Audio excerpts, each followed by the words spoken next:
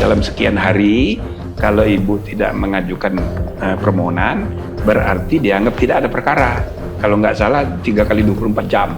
Dengan besar hati, Bu Mega itu sebagai presiden bilang sama saya, ya terima kasih Pak Jimli, dia membaca itu statement saya. Sangat berkesan, tapi kata dia, saya udahlah, saya ikhlas saja, saya terima. Jadi dia terima kalah gitu, dan dia tidak akan mengajukan perkara.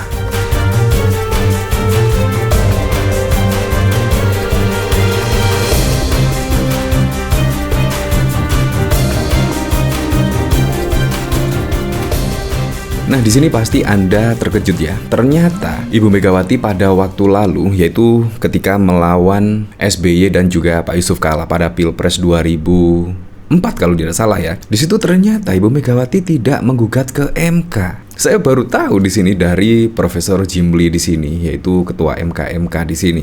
Nah, menurut saya taktik dari Ibu Megawati sangat keren sekali. Karena apa? Mengaku kekalahan dan juga yaitu menjadi oposisi atau berada di luar pemerintahan dan mengawasi atau mengontrol yaitu setiap kebijakan-kebijakan dari Presiden SBY tentunya. Nah, di sini sangat mengejutkan sekali. Ternyata Ibu Megawati tidak menggugat ke MK.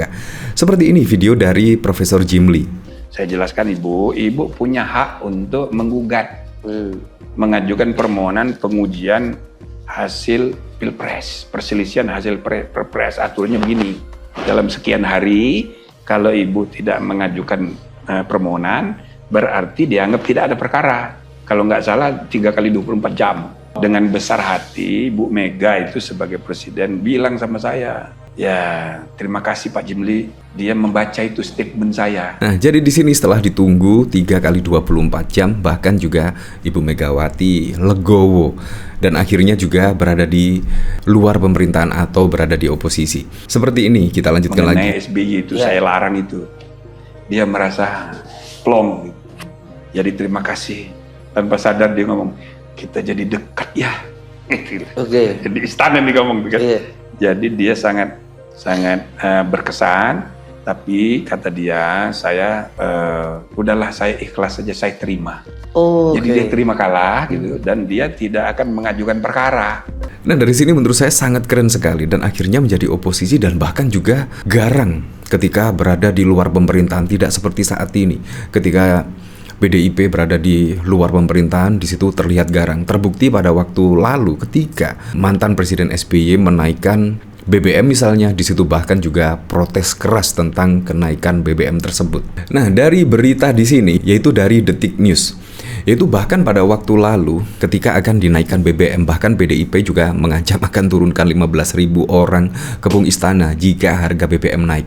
Nah, saya berpikir-pikir ya, apakah PDIP di sini cocok sebagai oposisi atau berada di luar pemerintahan? Karena terlihat sangat garang sekali. Berbeda sekali ketika yaitu Presiden Joko Widodo menaikkan harga BBM, bahkan pada waktu lalu dari 6.500 menjadi 10.000 terlihat tenang. Tetapi pada saat yang lalu ketika harga BBM naik di sini terlihat garang. Nah, saya rasa di sini PDIP sangat cocok berada di luar pemerintahan, sangat cocok sekali. Di sini 17 Juni 2013 PDIP menyatakan sikap tegas menolak kenaikan harga BBM dan RAPBNP usulan pemerintah. PDIP mengancam akan mengerahkan 15.000 orang untuk demo mengepung istana jika BBM tetap dinaikkan.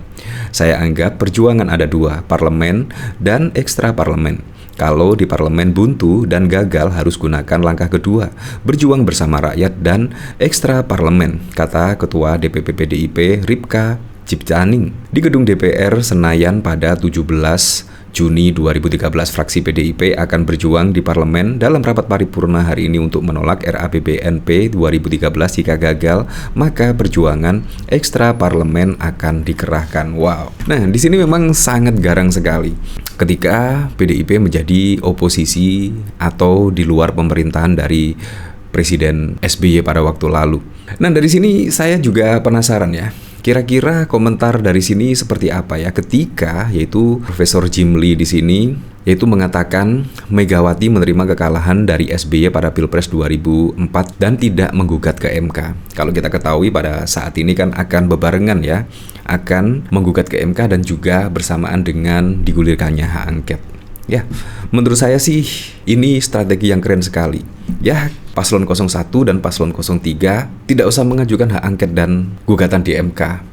Menerima saja dan menurut saya menjadi oposisi atau di luar pemerintahan itu menurut saya sangat keren sekali.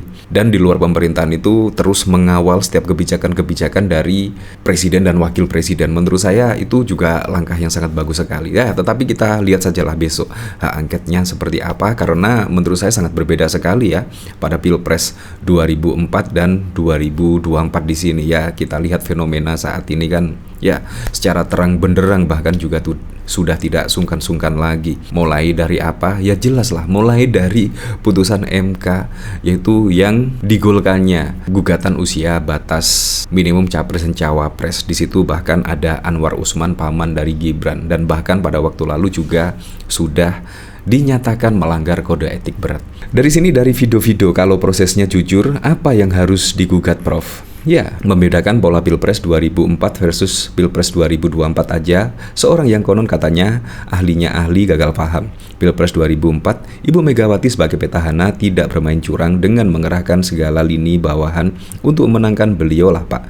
Tidak ada penekanan terhadap bawahan. Ya, kalau kita lihat pada Pilpres 2004 dan 2024 sangat berbeda sekali, di mana di situ Ibu Megawati juga menjadi petahana, yaitu masih presiden dan berlawan dengan SBY dan Yusuf Kala dan akhirnya kalah. Makanya di situ berkomitmen yaitu berada di luar pemerintahan dan tidak menggugat di MK. Kalau tidak ada kecurangan, ngapain gugat di MK? Pemilu yang baik adalah 1999, 2004, dan 2014. Panitia tidak ikut-ikutan jadi pemain. 2019 dan 2024 pemilu terburuk zaman reformasi, lebih buruk dari zaman Orba. Gua 100% yakin Jokowi dan kru-krunya pasti mikirnya bakal gini juga ke Megawati. Tapi let's see, PDIP harusnya nggak diem karena pemilu kali ini agak lain. Ya, seperti itu. Menurut saya dari berita di sini juga sangat keren sekali ya. Di sini gaspol hari ini kisah Megawati terima kekalahan tanpa gugat ke MK. Di sini mengulik ke belakang pemilihan presiden yang pertama kali dipilih rakyat pada 2004 menyisakan sebuah cerita kemenangan dan kekalahan yang tak diwarnai huru-hara. Pilpres 2004 dimenangkan oleh pasangan Susilo Bambang Yudhoyono dan Yusuf Kala di putaran kedua, mengalahkan pasangan Megawati Soekarno Putri dan Hasyim. 3 pasangan lain yakni Wiranto, Salahuddin Wahid, Amin Rais Siswono, dan Hamzahas Agung Gumelar kalah di putaran pertama. Wiranto Wahid menggugat ke MK, namun kalah, sedangkan Megawati yang kalah 2 kali putaran memilih menerima kekalahan tanpa menggugat SBY. Meski aroma konflik keduanya panas diberitakan. Sejak menerima kekalahan, Megawati konsisten berada di jalur oposisi. Bagaimana bisa seorang Megawati begitu saja menerima kekalahan?